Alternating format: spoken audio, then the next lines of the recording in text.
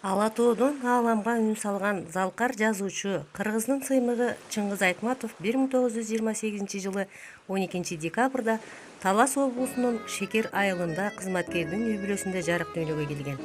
Ал бала кезинен зирек, окууга дилгир, тырышчаак бала болгон.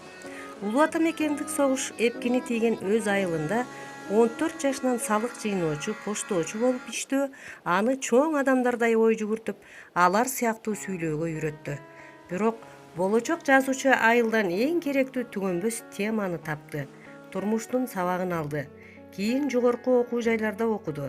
Эң алгачкы чыгармасы газетчи Дзюйо деген аңгемеси.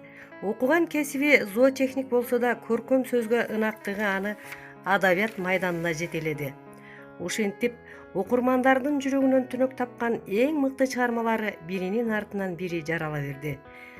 Атай кетсек Ак кеме, Биринчи мугалим, Кызыл алма, Эрте келген турналар, Жамиля, Кыямат, Кылым карытар бир күн жана башка.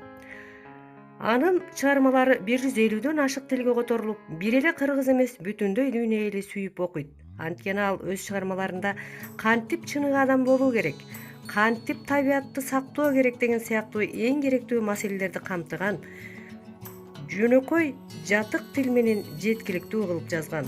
Ал көп кырдуу талант, жазуучу, котормочу, коомдук ишмер, улуу жазуучу 2008-жылы дүйнөдөн кайтты. Бирок ал атаңды унутпа, энеңди унутпа, элиңди, тилиңди унутпа деп ар бирибизге керес катары айтып кетти.